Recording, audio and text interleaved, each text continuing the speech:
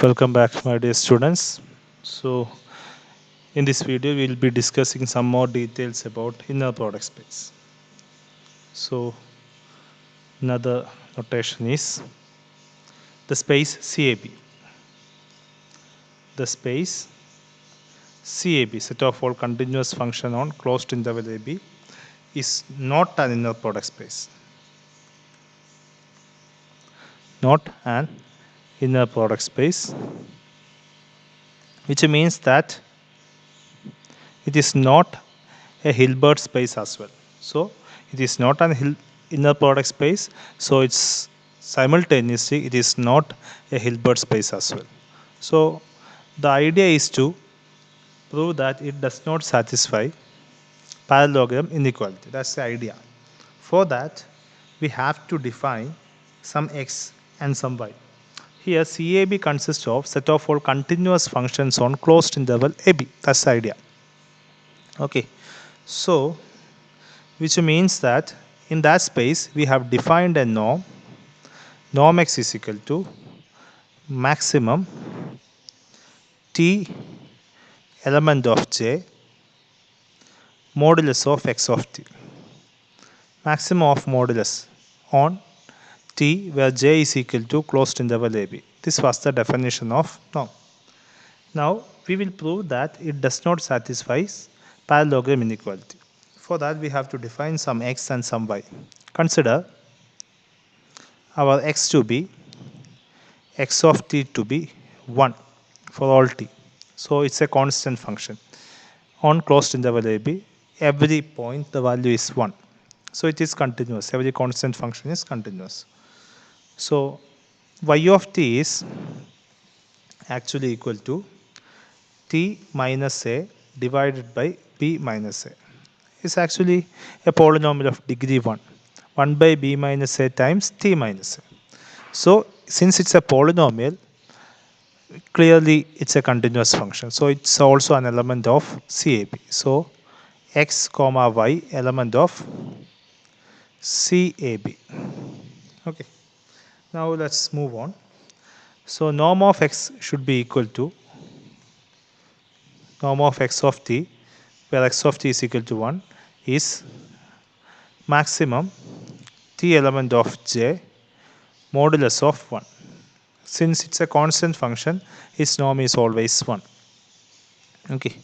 Now norm of y should be equal to maximum t element of closed interval AB modulus of y of t, which is maximum t element of closed interval AB modulus of t minus a divided by b minus a. So clearly, if you substitute the value for a, t, where t belongs to closed interval AB, so this t minus a is actually the distance between a point and a. Since the maximum length of the interval is b minus a, clearly, and t belongs to closed interval AB means t minus a is always less than b minus a.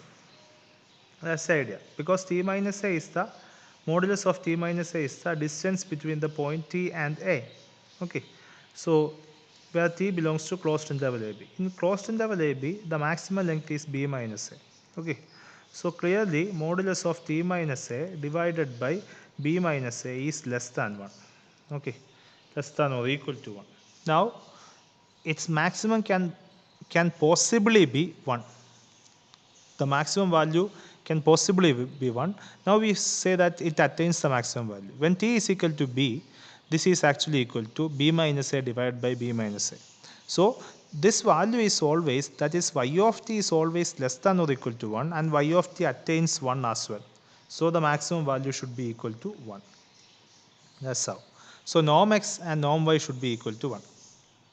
Now x plus y should be equal to x is 1 plus t minus a divided by b minus a, and x minus y should be 1 minus t minus a divided by b minus a.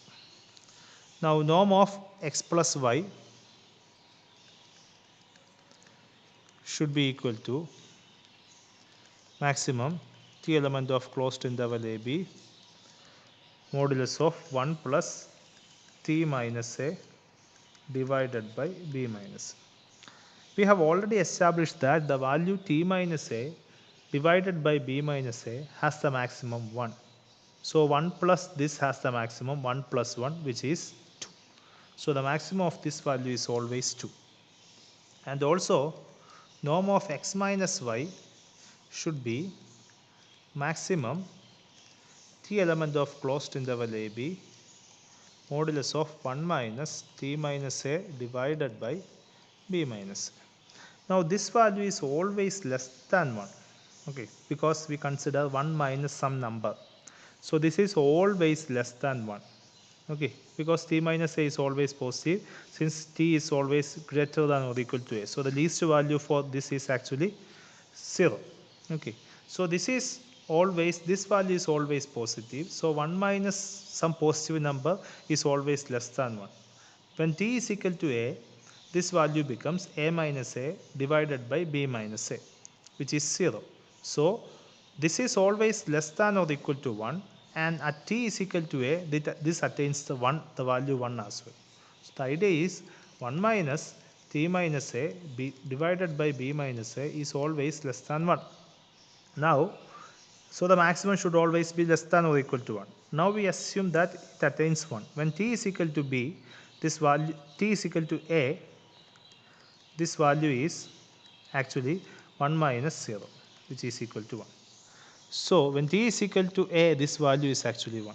So the maximum of x minus y is actually 1. Okay. So norm of x plus y is 2, norm of x minus y is actually 1. And now we have enough tools to define. So the parallelogram inequality is actually